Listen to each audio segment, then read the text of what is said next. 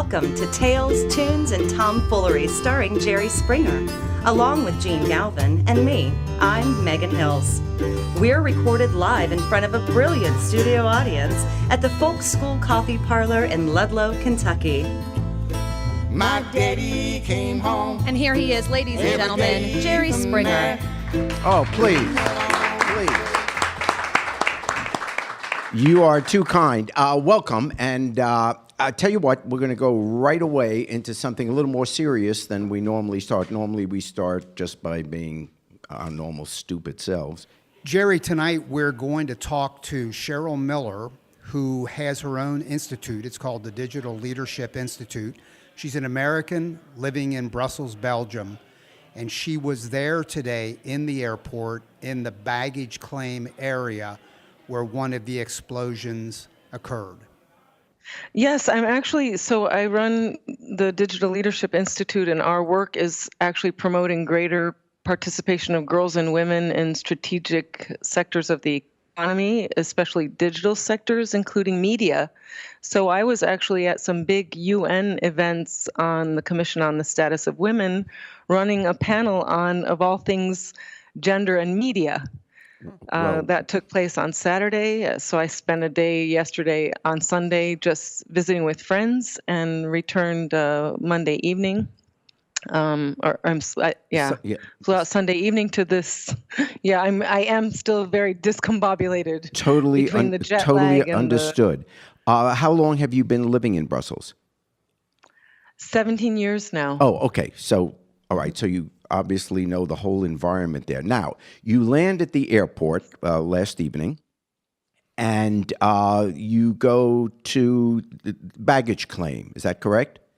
Right. That was the situation. Okay. Now, I kind of fortunately got caught up in passport control because I'm between being an American and a Belgian, and ultimately I was sent to the foreign passport control, which ended up being a really lucky thing for me, because I think if I had gone through the residents and the Belgian and European nationals line, it would have been faster. I would have actually been in the blast.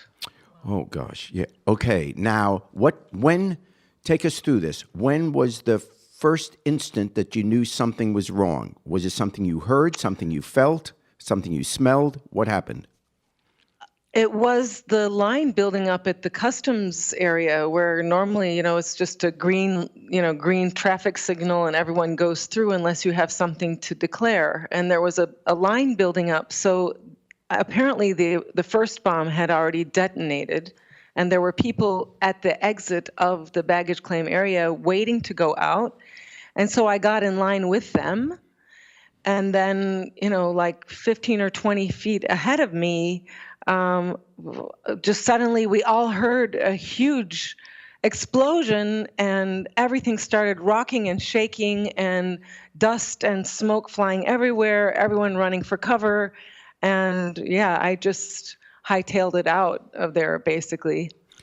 Did you feel anything in addition to the sound? In other words, was there in your ears very much. Yeah. I lived in Tokyo and in Italy for a while and have experienced earthquake. Yes. So it was that kind of thing. I mean, the building was actually shaking. There was a lot of noise and particle flying everywhere, even large objects.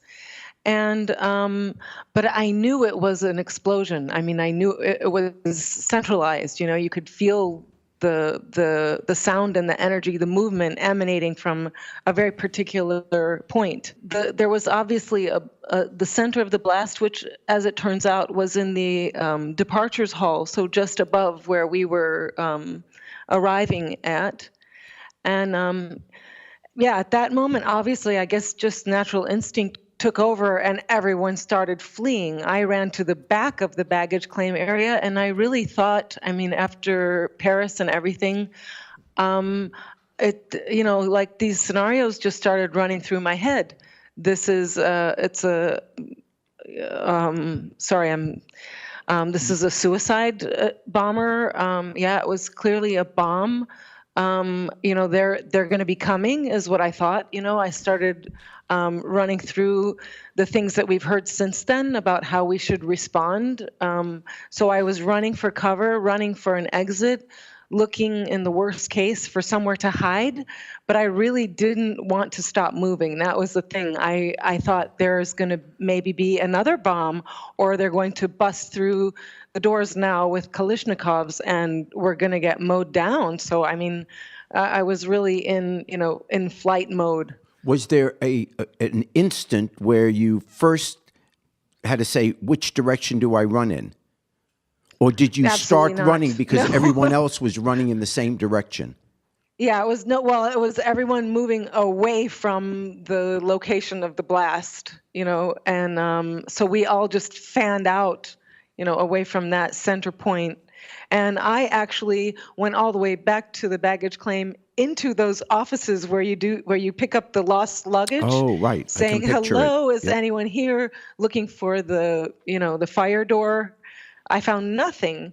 And that was kind of the second shock on top of the initial shock, was utter chaos. What- No authority figures stepping in, no one trying to calm the crowd. There were hundreds of people, and those who didn't actually experience the blast and the sound, who were still coming in from the terminal, they just kept wandering into the same area. So I was kind of on high alert myself about, we are all continuing to kind of conglomerate here, and if there's another bomb, we're basically sitting ducks. And there really was a vacuum of authority and direction and communication. I guess these things are normal, but frankly, having now been under a level 4 alert for 6 months, we are living with tanks on the streets in front of our kids' schools and this kind of thing day in and day out now. Was it heightened? I really Was it- expected more preparedness. Yeah, was the awareness, the security, heightened since the arrest of the Paris bomber 2 weeks ago? Did you notice that No, all of a I sudden didn't there's notice suddenly that more?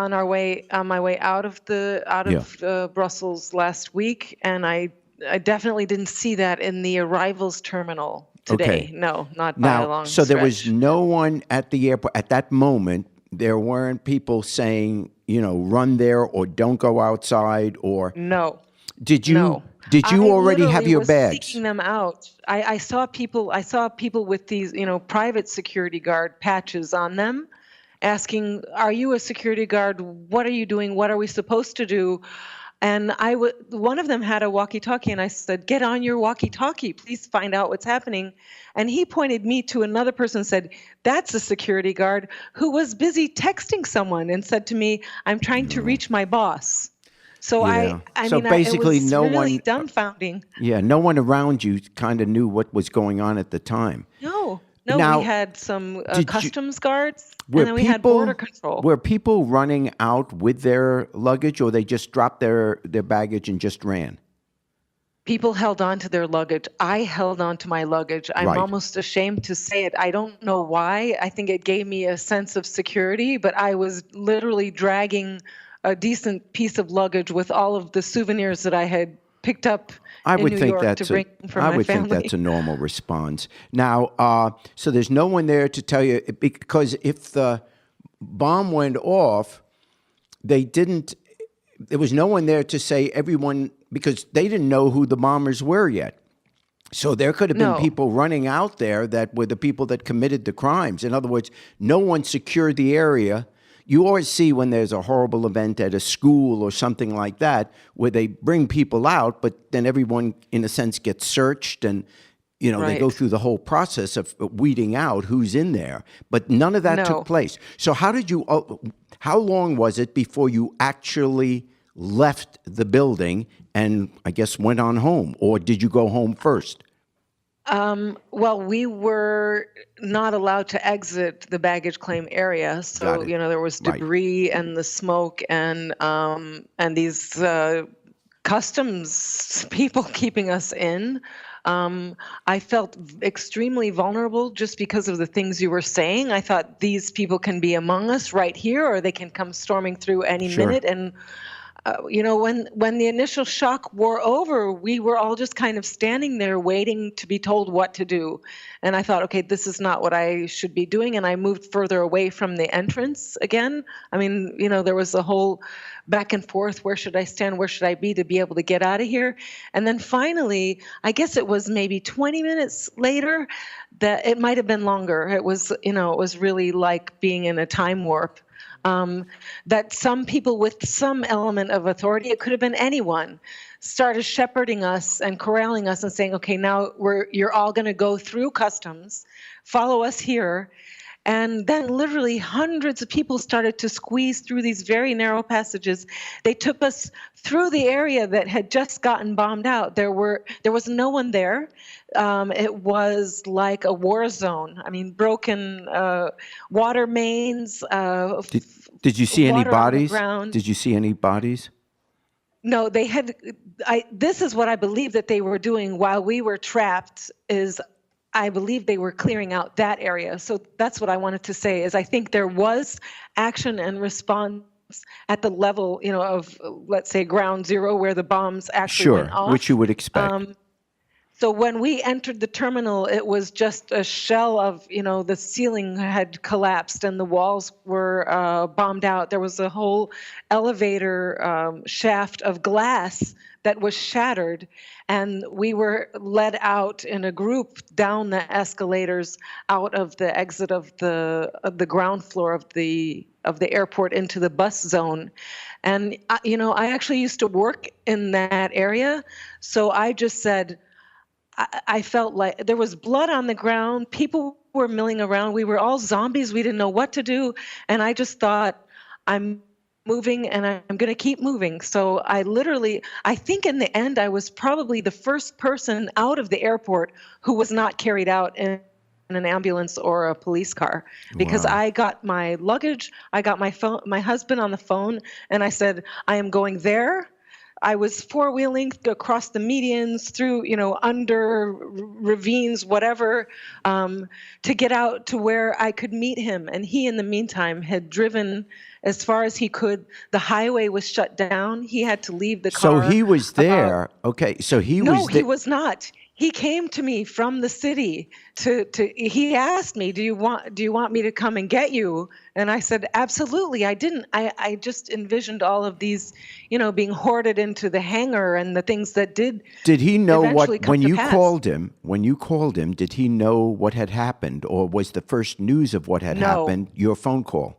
He didn't. So yeah, you mine was called the him and first said, news for honey, him. I'm home, and then boom, this is what happened. Come and get me. Basically, yes. Okay, Yes, so and he was actually in the car with the kids. and they just so let that the was car very through disturbing. to the airport to get you?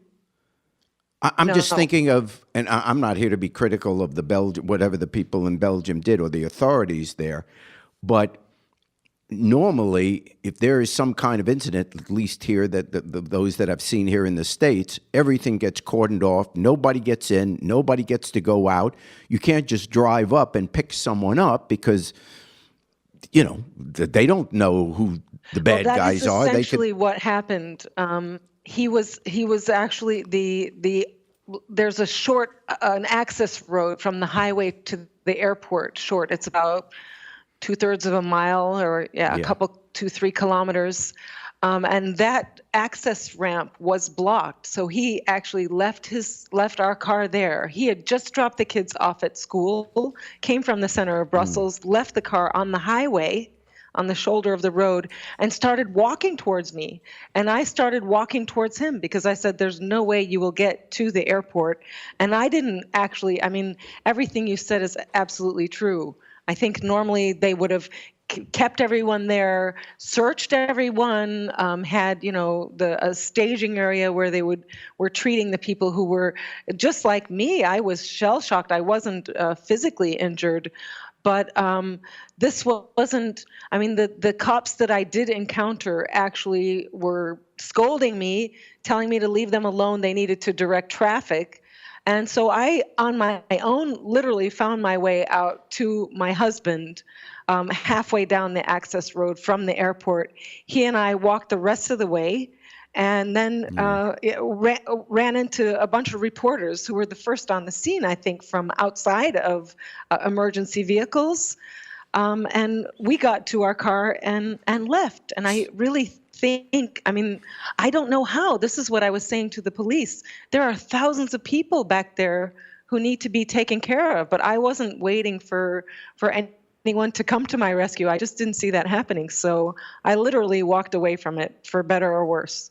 Yeah, well, as we talk to you, well, thank God you're okay. And so that's the first thing. Yes. And secondly, Thank God. as we talk to you now on pure luck or good citizenship, they have apparently two of the people who were involved, the bombers, suicide bombers, are obviously dead. One of them they've got, or they know who the person is, because how they got to the airport, they had a cab take them to the airport.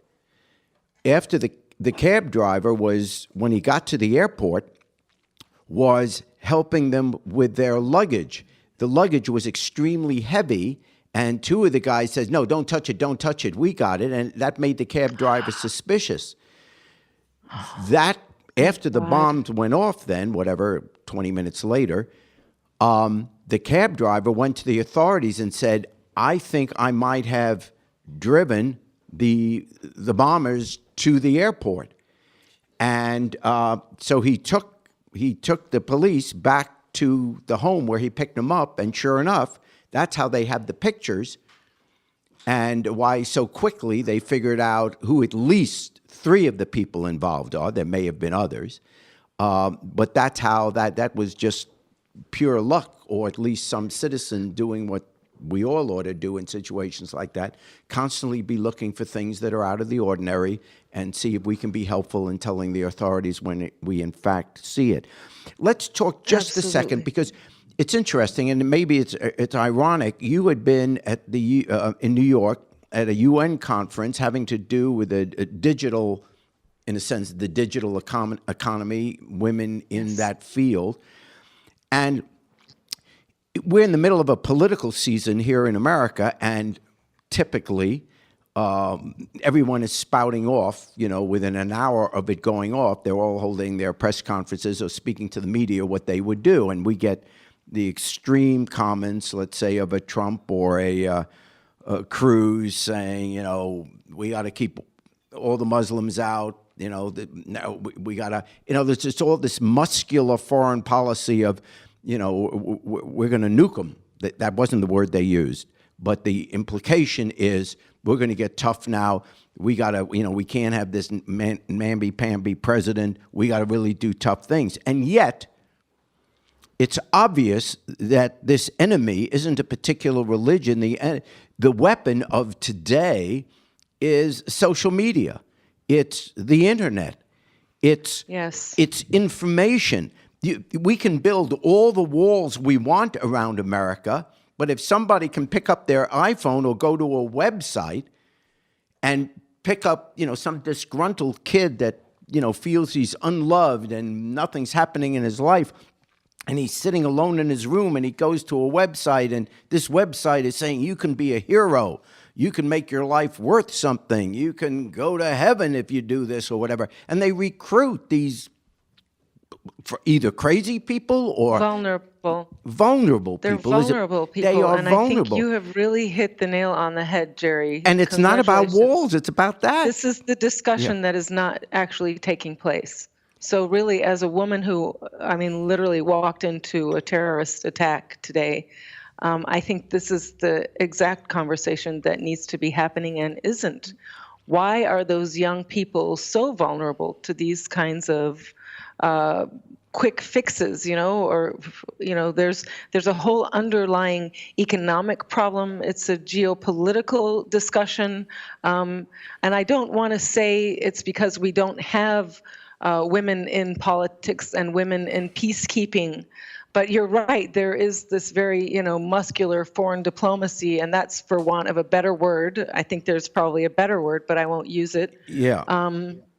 And that is exactly the kind of thing that I'm trying to work to change. It's the real change agents on the ground in Belgium today are actually the mothers of those young men who are trying whatever they can on the ground, grassroots, whatever it takes, to stop this, the fanaticism, to stop the growth of the extremism, which you're absolutely right, is fueled and enabled by technology. And we really need to have, I was very shocked that some of the first reactions that came across on my Facebook feed were a friend of mine getting slammed by Trump supporters saying, see, Belgium is a hell, Brussels is a hellhole.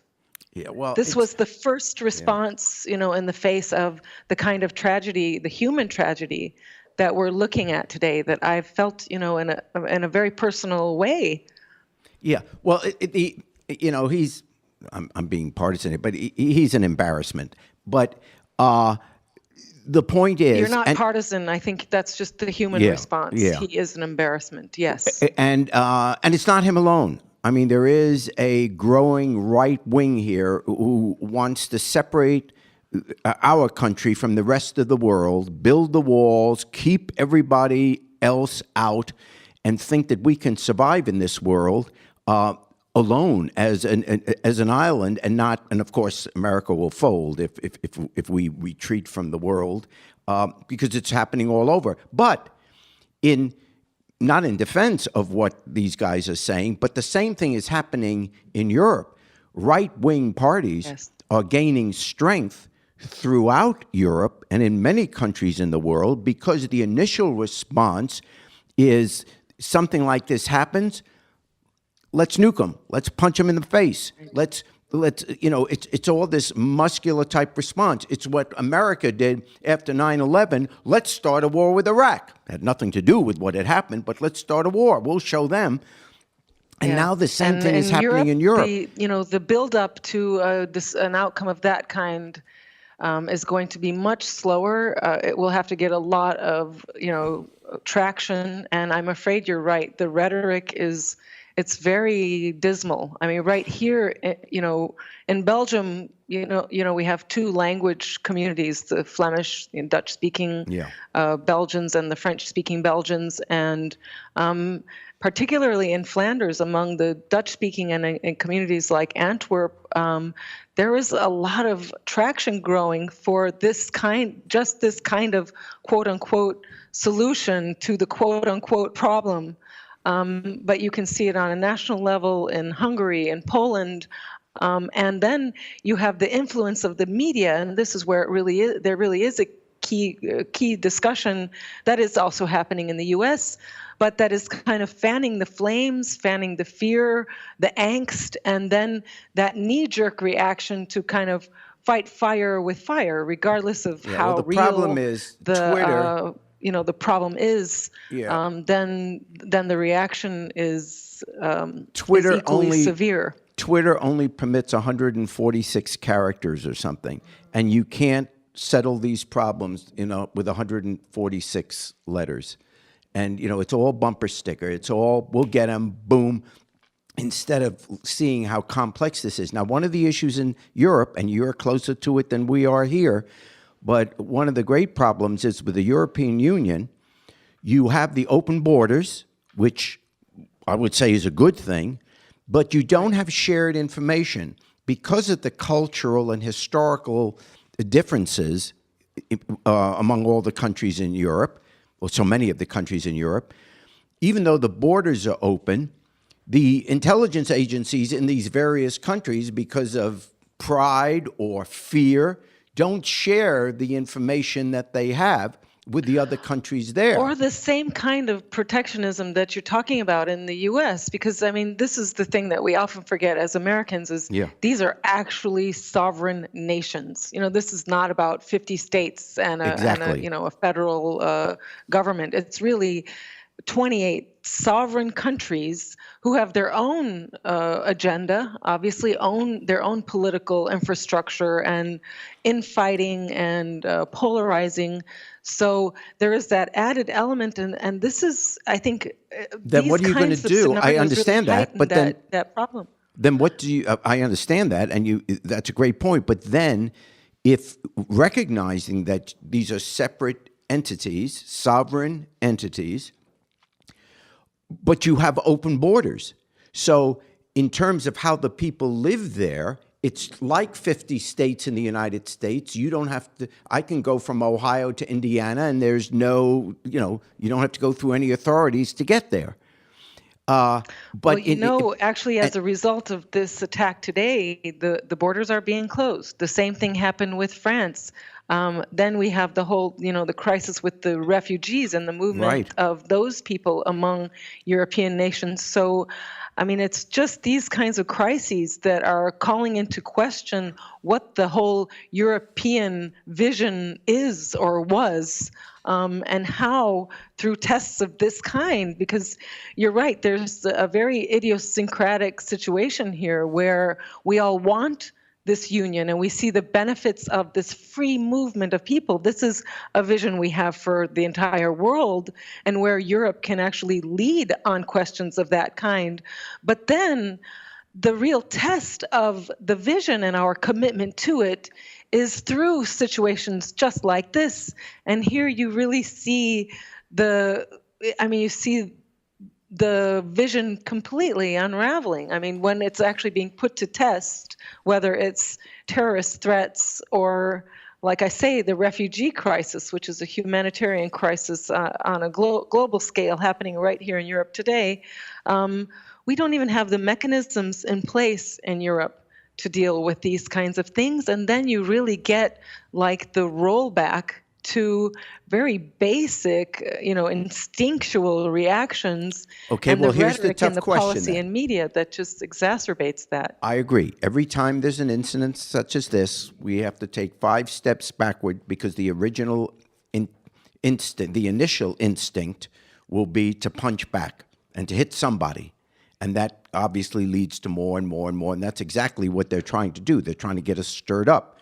They take a punch, we react in a big way, and they wait a few months, and then they punch again. In other words, this will go on forever. Here's the point. Here's the tough question, I think, those of us left of center, those of us in the more liberal community, the tough question we have to deal with, and I don't think we can give a flippant answer to it. In this world of social media, where now social media has become, in a sense, a weapon. It wasn't around in World War II, but now it's a weapon. And we know that that's how, quote, the bad guys get to do what they want to do because they can just communicate with each other over their phones, in social media. How much are we willing to give up some of our privacy rights, knowing that the authorities could probably catch some of these people, not all. But see, here's what happens, and it drives me crazy. We get these, like you were saying very early on in the conversation, we're on level 4 alert. And I remember after 9/11 here in the country, we had different color alerts. It went from red to pink to yellow, whatever it was. But anyway, so we have all these general things, or we're on a higher alert now because of information we got. What do you do with that? It's nothing. So now we hear the authorities saying, well, we knew that they were going to have, they being, quote, I keep saying the bad guys because they're terrorists. That's what I'm going to call them, the bad guys. Mm-hmm. We knew that the bad guys were planning, because there was a lot of traffic, they were planning a major event.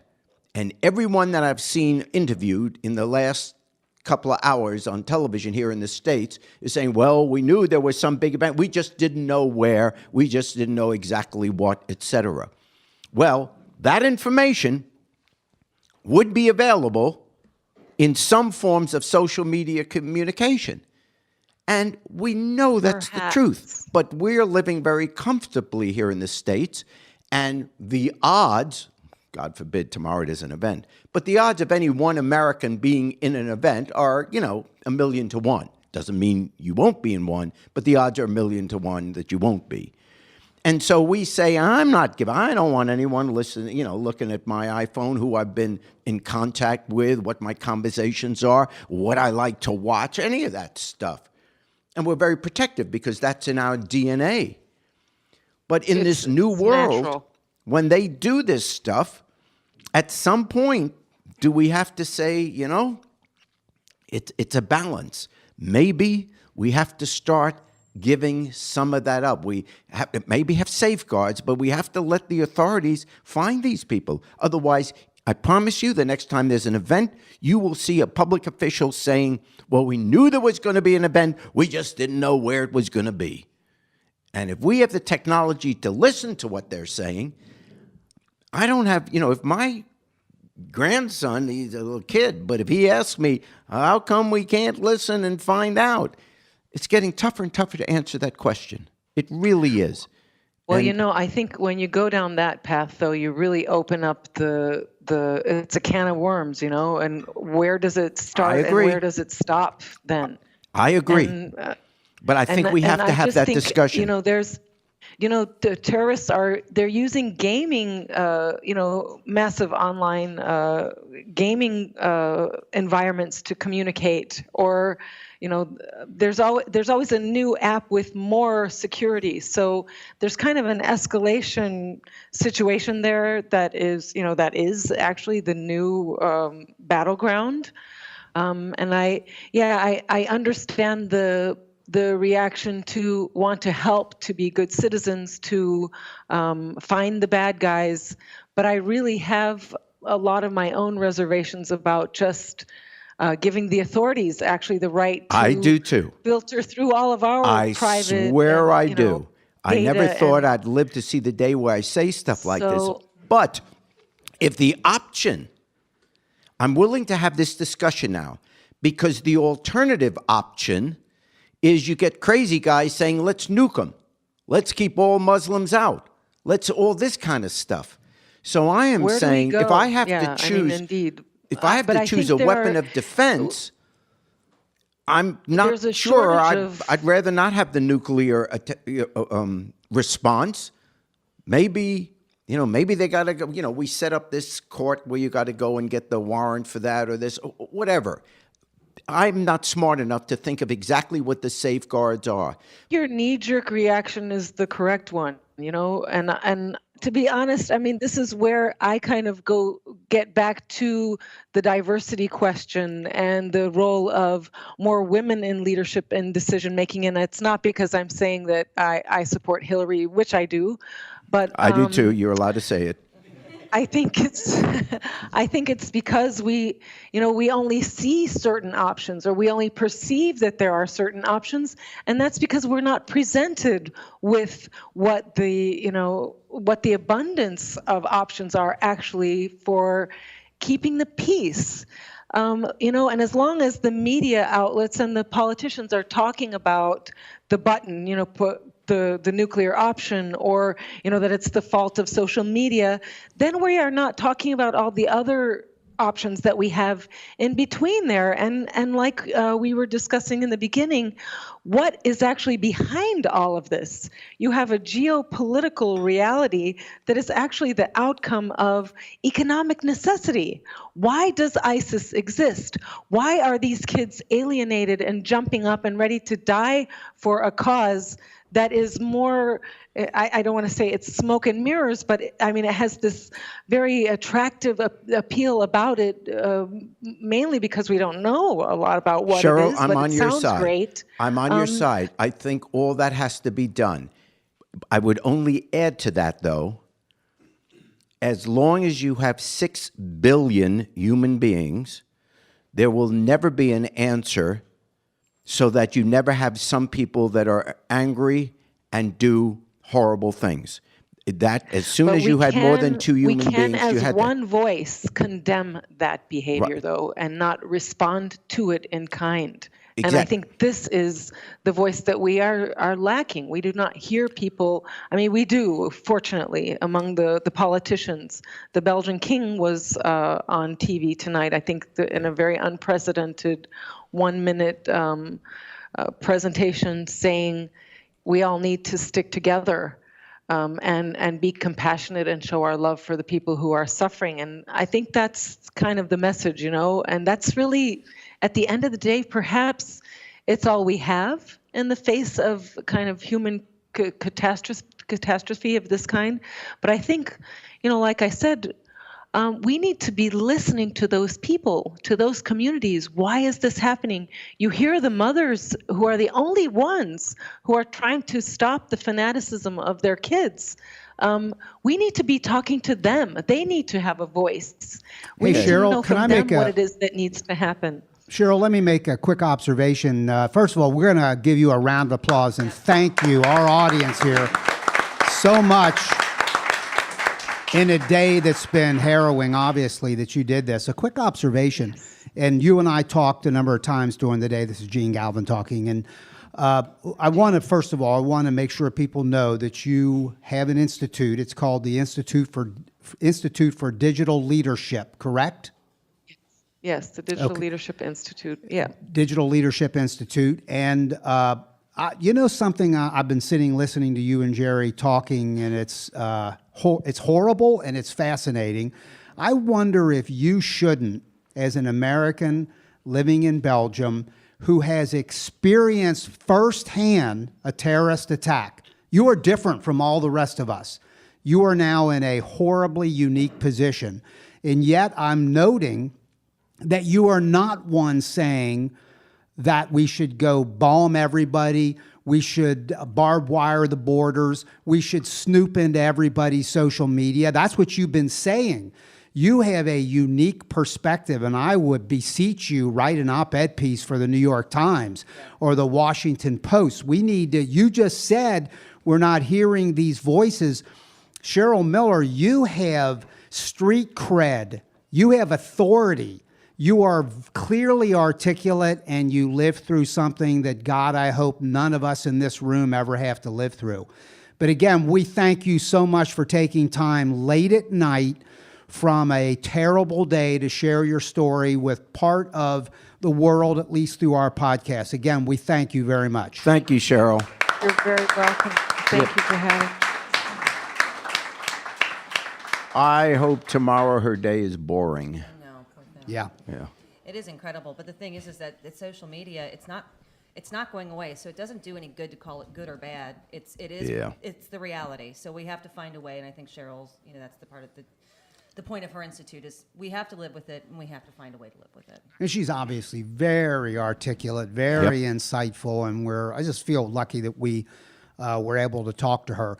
I think we should transition now, and I need to make a little money for myself, if you don't mind, but I'd like us to maybe segue into our next stuff by doing our commercial.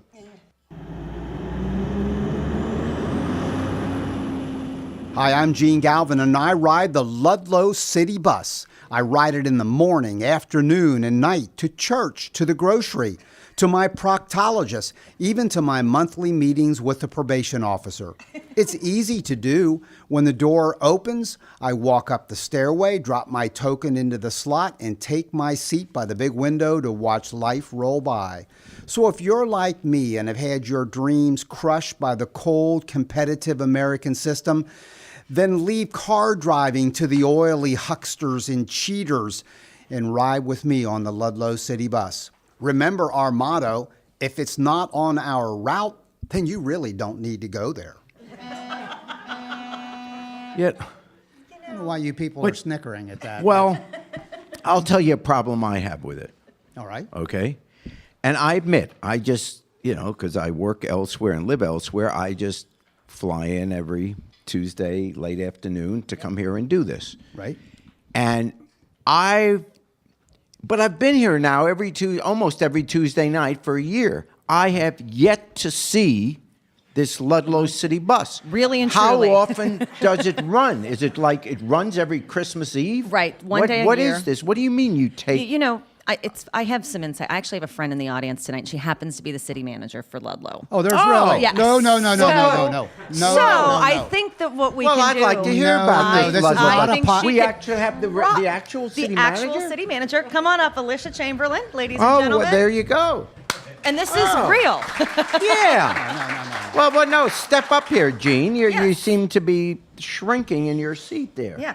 So What is the? tell us about this Ludlow City bus. Well, I'm going to thank Gene for this because it's become kind of a proverbial pain in my rumpus. Yes. It doesn't actually exist.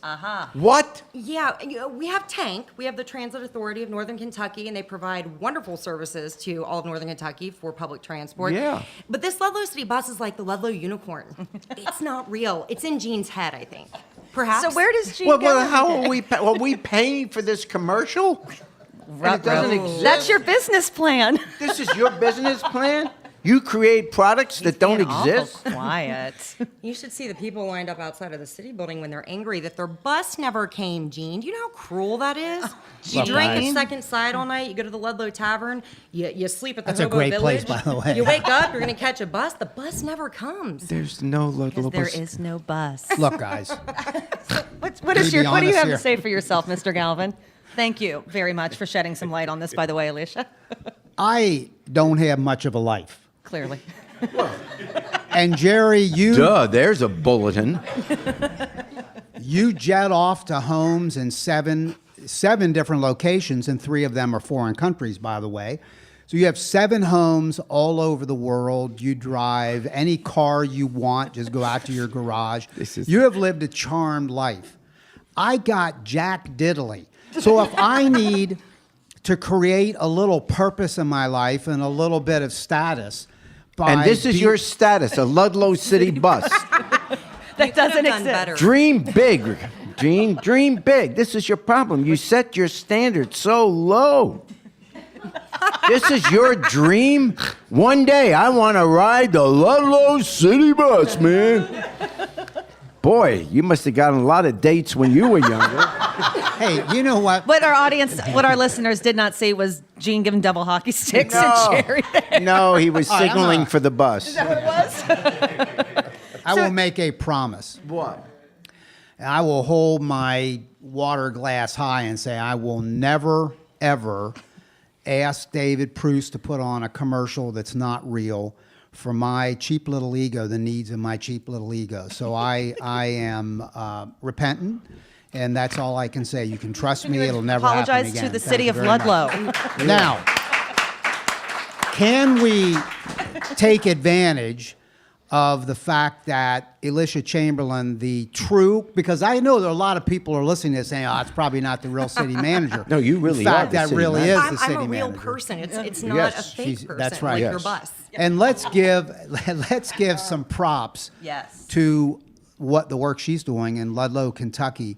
This place really is becoming a really cool place fast. And the That's one true. niche that I want to talk about, and Alicia, to ask you maybe to add some detail to it, is what I'm perceiving is the moving in of the creative class. Not the only people moving in here. I mean, I moved into Ludlow 11 years ago. But I thought you were talking about the creative class. Well, that's Those what with I'm saying. I'm talent not and part of something to that. offer the community. But there really is a folk school coffee parlor as an example. The cool people that opened the Ludlow Tavern. Yes. There are a lot of things happening. There's a folk singer that moved in here recently. There's a that fencing school above There's the- a fencing school. above a There's distillery. really Yeah, sort of the an distillery is amazing, and it's not your typical distillery. It's Second Sight Spirits, and they're it's people from the theater. Right, I right. believe Megan, way back when you worked with some of them. Yep.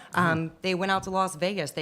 While they were working on a Cirque du Soleil program, they decided to become distillers, which is my kind of people. I like Yeah. this. They come back and they add like an interesting perspective to the city. We do have the fencing school.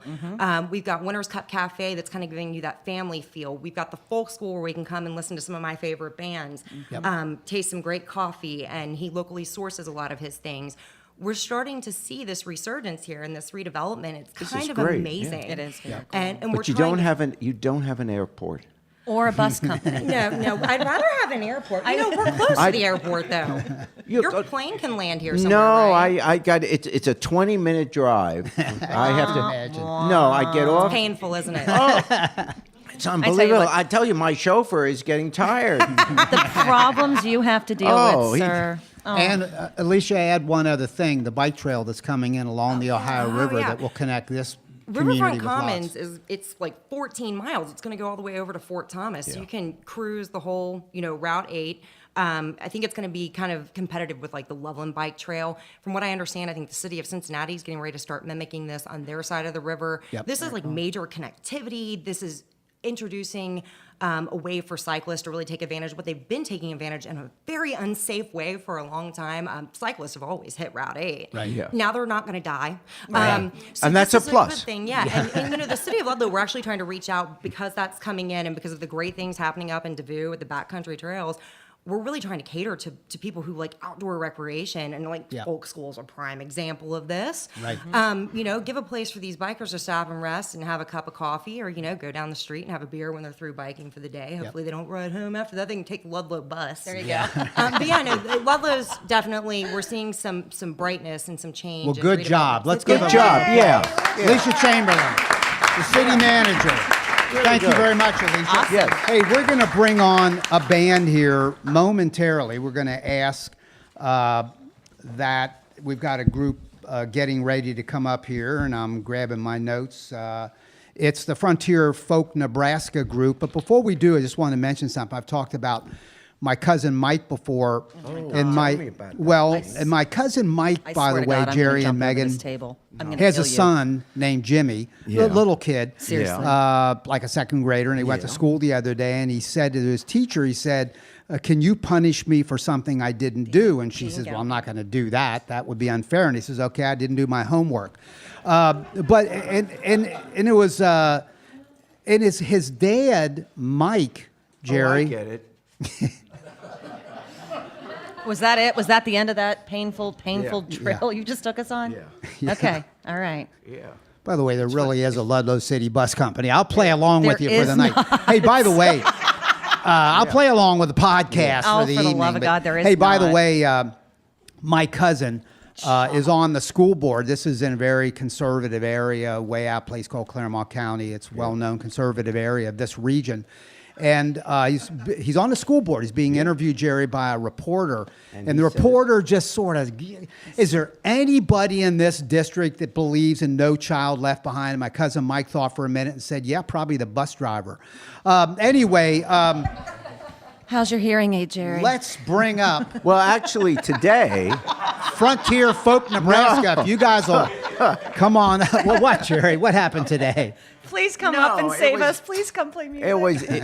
Yeah, right. I admit, I'm not with it anymore. I don't get the people at the show were just talking backstage and talking about one of the people working on the show having an affair, and I just kind of interrupted. I want to know who the caterer was. Shut up.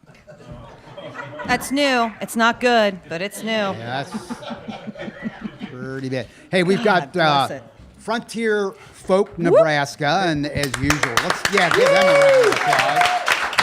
Yes.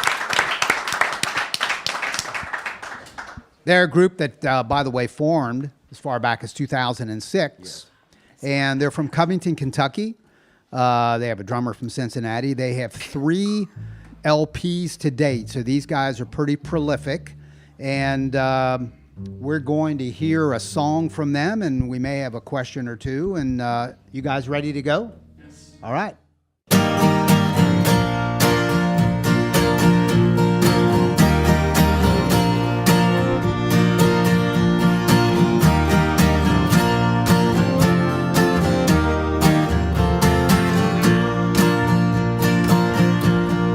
Fill up my cup, sober me up. I was brought down by the brown that swallowed me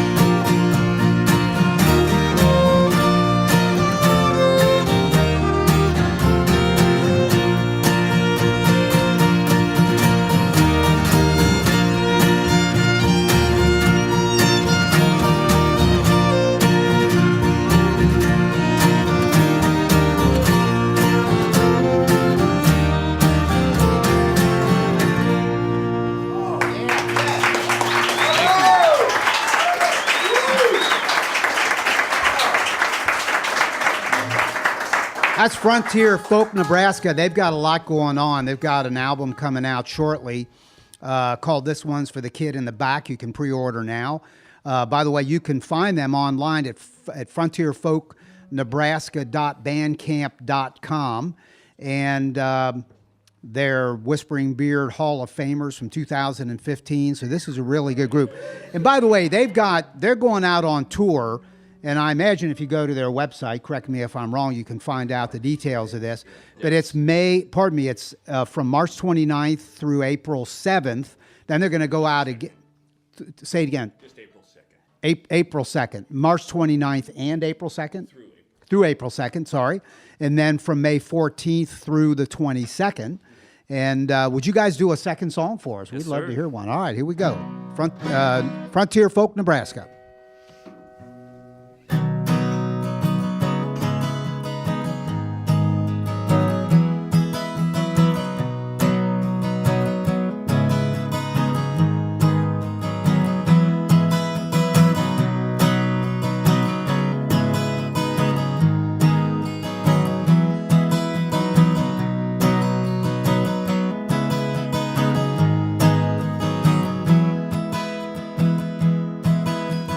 Hold dear to my heart these roads I have traveled, the love that I've lost and the sins I condemn.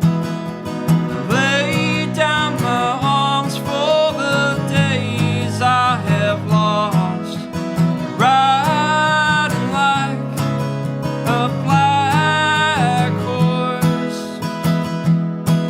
I heard that thunder and I felt that rain, running through depression by the grace of the poor.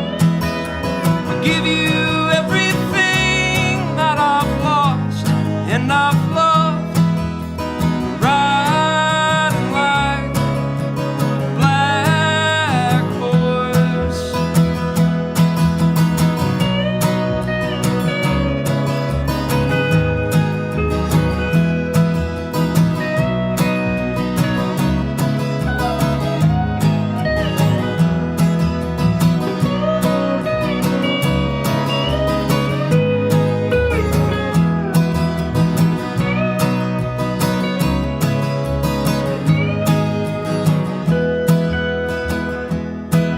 I was born to live, and to live I will die.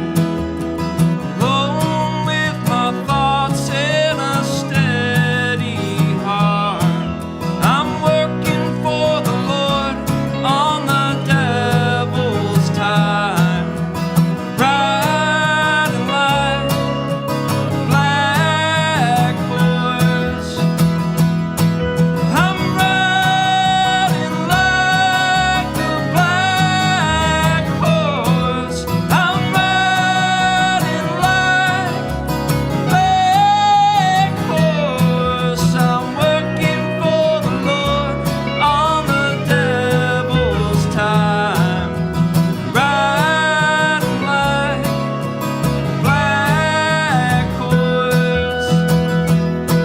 I'm riding like a black horse. I'm riding like a black horse. I'm working for the Lord on the devil's time, riding like a black horse.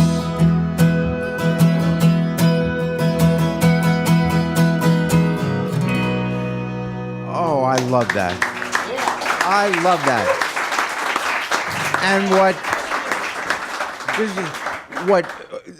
beautiful, beautiful. Thank But you. what folks can't see, which is kind of new to me, I love the combination of instruments you have in your band here because, you know, we have groups every week and Right. overwhelmingly the instruments are the guitar, the banjo, once in a while a fiddle. But you have here, we have the cello, we have the bass fiddle, we have the violin, or the fiddle, I'm sorry. And you were playing the... It's a lap steel. It's almost like I had done it before, I feel like. Yeah, yeah. But it's like a Hawaiian guitar kind of Yeah. deal. Yeah. Yeah.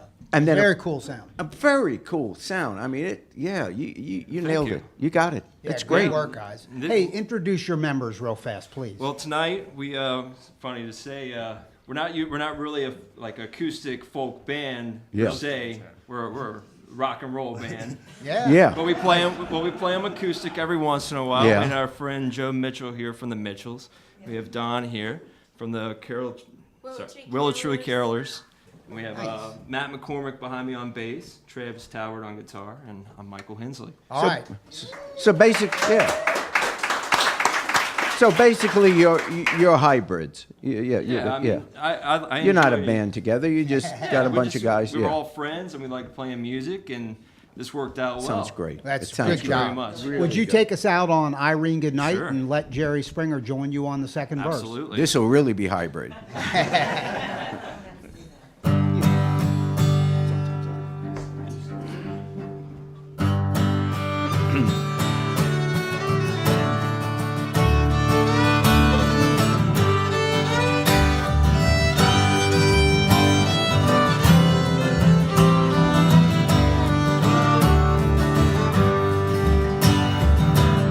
Irene, good night.